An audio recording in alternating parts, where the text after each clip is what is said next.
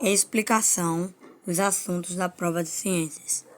O ser humano no reino dos animais. Os seres humanos são animais pertencentes à classe dos mamíferos. Uma das características mais marcantes dessa classe é a presença de glândulas mamárias, as quais produzem alimento para os filhotes durante as primeiras etapas de vida.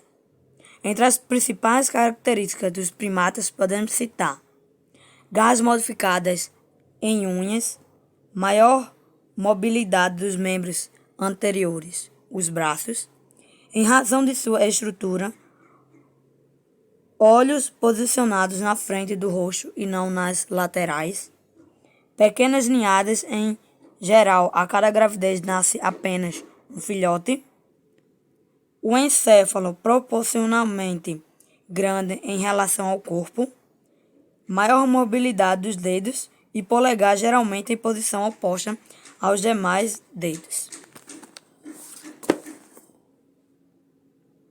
Os vários fatores que influenciaram a evolução do ser humano foi o andar bípede, que é a postura ereta ao locomover-se, o fato de serem bípedes, ou seja, apoiarem-se apenas sobre dois membros, as pernas.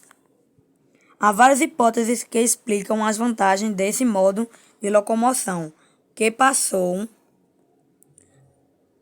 por uma seleção durante o processo evolutivo.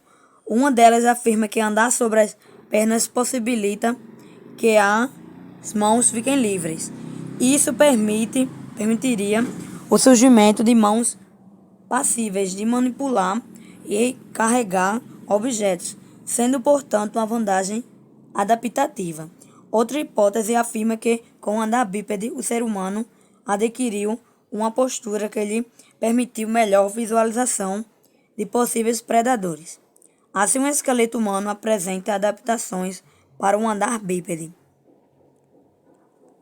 Aí, uma imagem aqui do andar bípede, como ele foi evoluindo até chegar o que é hoje. Apesar das vantagens da evolução do andar bípede, ela resultou em uma consequência indesejável ao ser humano. As pernas e a coluna passaram a sustentar uma massa maior, já que os membros anteriores não são mais utilizados para a locomoção. Como resultado, os seres humanos estão mais sujeitos a problemas na coluna vertebral e nas pernas, especialmente nos joelhos, do que outros primatas. O encéfalo. O encéfalo humano, proporcionalmente grande, facilita o processamento de várias informações, possibilita melhor memória, permite melhor coordenação motora para manipular objetos, facilita o desenvolvimento de linguagens e sociedades mais complexas. No entanto, não é apenas o tamanho do encéfalo humano que propicia essa aprendizagem, mas também a maneira como ocorrem as conexões entre as células que o compõem e a quantidade dessas células. Agora a gente vai ver a organização estrutural do corpo humano. Primeiro a gente vai dar uma olhada na estrutura básica da célula humana, que tem o citoplasma, o lisossomo, o núcleo, o nucleolo, membrana nuclear, cromossomo, citoplasma, complexo de Golgi, Nézis, centríolo, retículo endoplasmático, membrana celular e mitocôndria. Não está na imagem aqui, mas também tem o ribossomos. E também o corpo está organizado em células, tecidos, órgãos, sistemas e organismos. Aí agora a gente vai ver a mitose e a meiose, que são os processos de divisão celular.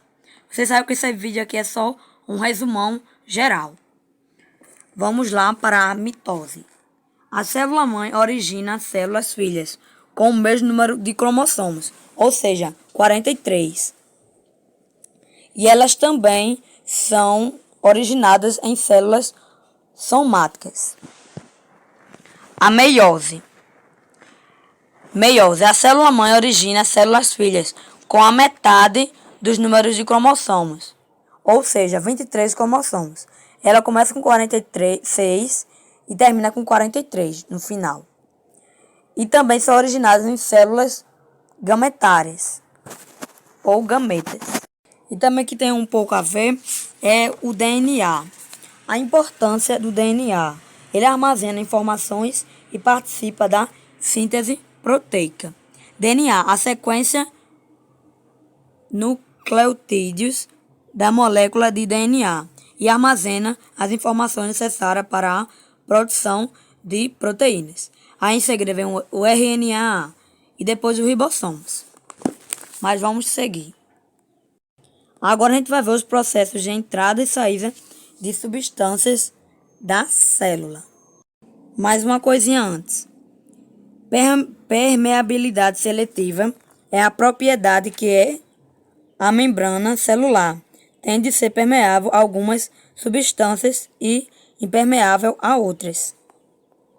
Aí agora a gente vai ver os processos, que são de fusão, osmose, endocitose e exocitose. Esses que vocês estão vendo aí na imagem é o processo de difusão. Os solutos se movem da região de maior concentração para a de menor concentração, até que toda a solução esteja com a mesma concentração.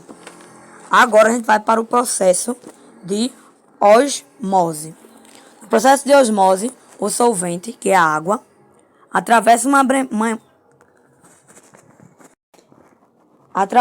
membrana seletiva, movendo-se de uma região menos concentrada para uma mais concentrada.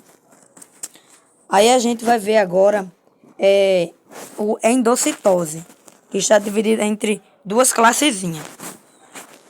Endocitose, que é a fagocitose. Na fagocitose, a célula engloba grandes moléculas, ou até mesmo células inteiras. E também o processo de endocitose também permite que as células humanas captem do meio externo moléculas grandes que não atravessam a membrana celular. Agora a gente vai ver a pinocitose. A pinocitose, a célula engloba moléculas menores ou diluídas. Agora a gente vai para o próximo. Agora a gente vai para o processo de exocitose. Aí é a digestão celular, que é o processo que tem na exocitose. Ela ocorre, por exemplo, para transportar proteínas produtivas pela célula para o meio externo e eliminar restos da digestão celular. Na endocitose, grandes moléculas e estruturas entram no interior da célula. No entanto, em muitos casos, a célula necessita mandar para o meio externo moléculas grandes. O processo pelo qual grandes moléculas são enviadas para fora da célula é chamado de exocitose. Agora a gente vai ver os tipos de tecidos do corpo humano. Tecido epitelial, a camada mais superficial. Aí agora a gente vai ver o tecido epitelial. A camada mais superficial da pele é um exemplo de tecido epitelial. Esse tecido caracteriza-se pela presença de pouca quantidade de matriz extracelular e por células que se apresentam bem próximas uma das outras. Tecido epitelial de revestimento, que são esses que vocês estão vendo aí na tela.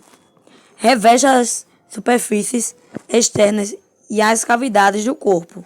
Os órgãos internos que apresentam cavidade, como o estômago e os internos, têm seu interior e sua superfície externa revestido por esse tecido. Tecido epitelial glandular. Possui células especializadas em produzir e secretar substâncias diversas. Essas células se organizam e formam estruturas denominadas glândulas, como exemplo de glândulas presentes em nosso corpo. Podemos citar as sudoríferas, as lacrimais e as salivares, que se secretam suor, lágrimas e saliva, respectivamente. Essas glândulas secretam para fora do nosso organismo as substâncias que produzem. No entanto, existem também glândulas que liberam seus produtos no interior do corpo, dentro de vasos sanguíneos. Tecido conjuntivo. Tecido conjuntivo apresenta grande quantidade de matriz extracelular, de modo que suas células geralmente ficam afastadas umas das outras.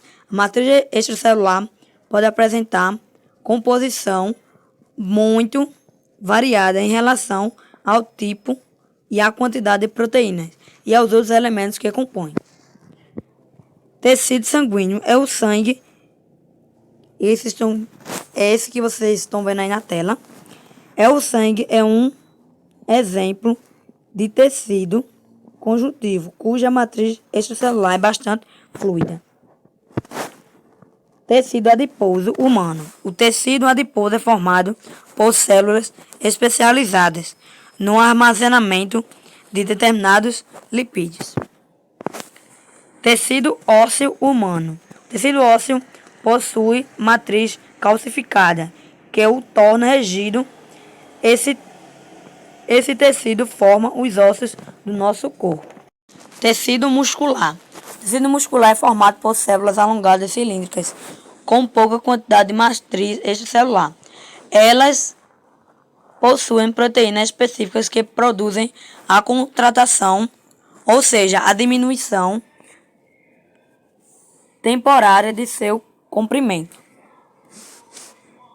Tecido muscular esquelético humano, que é o que vocês estão vendo aí na tela, que é um tipo do tecido muscular. O tecido muscular esquelético, em geral, associa-se aos ossos e às articulações, atuando na movimentação e sustentação do corpo. A contratação desses músculos é rápida e voluntária. Tecido muscular cardíaco é o principal constituinte do coração. Suas contratações rápidas e involuntárias são importantes para manter a circulação sanguínea pelo corpo. Tecido muscular liso.